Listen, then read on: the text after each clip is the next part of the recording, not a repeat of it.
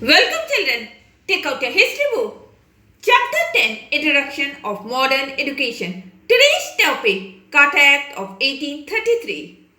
The company issued new charters every 20 years. Now, the company used to issue new charter that was after every 20 years. In the Carter Act of 1833, the amount allocated to education was raised to 10 lakh rupees. Now, the Carter Act, which was issued in 1833, in this act, the some amount of 10 lakh rupees was raised.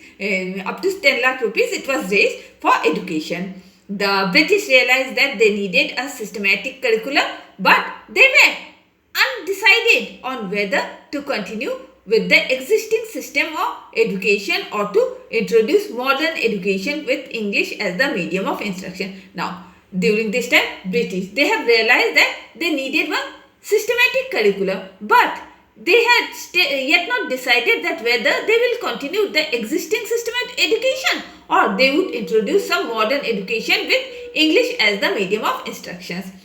Macaulay's Minute. The debate between the Orientalist and the Anglist was settled by Macaulay's Minute on Indian education in 1835. Now, in 1835, Macaulay, Minute settled the dispute debate between that was going on between Orientalist and the Anglist is on modern Indian education.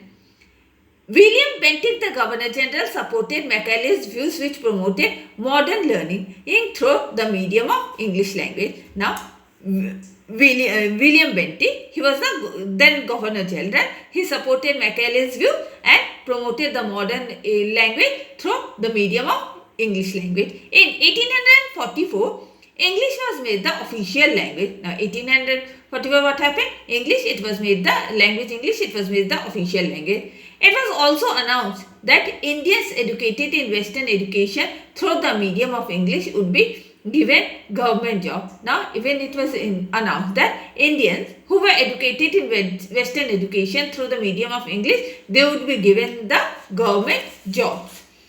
Wool's Dispatch.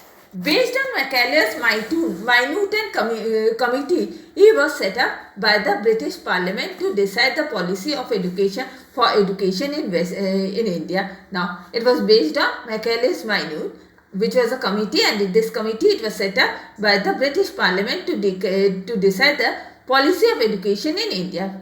The President of the company's board of control, Sir Charles Wood, prepared the dispatch which was issued on 19th July 1800. Now, President of the company's board of control, what happened? Who was he? He was Sir Charles Wood. He prepared the dispatch which was issued on 19th of July 1854. The policy was known as Wood Dispatch after Sir Charles Wood. Now, this policy, what was it known as? It was known as Wood Dispatch after Sir Charles Wood.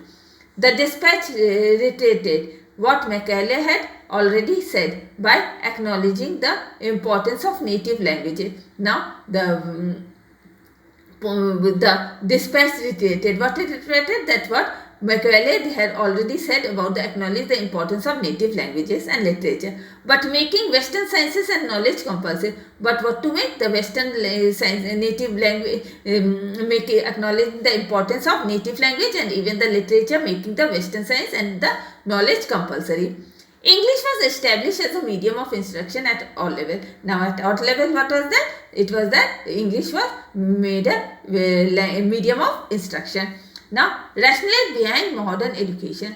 The main purpose behind the British education policy was to create a class of Indians who could be employed at a low salary in civil services. Now, main aim, that was the main purpose which was behind the British education policy. What was it? It was to create one class of Indians who could employed at a very low salaries in the civil services, thereby reducing heavy expenditure incurred by the British in running the administration. And so, to reduce the heavy expenditure which was incurred by the British to run the administration.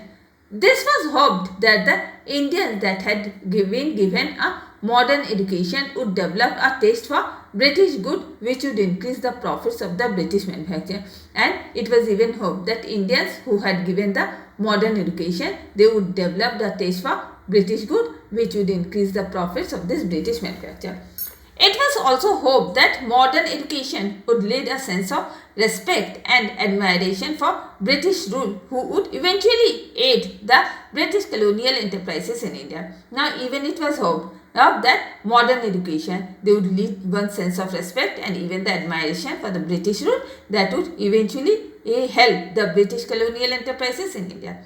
The British also may have wanted to improve the intellectual standards of the Indians and encourage them to think in a rational and logical manner. Now, British, they have also wanted to improve the intellectual standards of the Indians and even encourage them to think a rational and even in a logical manner. Now, take out your diary, write Carter Act of 1833, explain, homework, revise it. And with this, I am ending my today's class. Goodbye.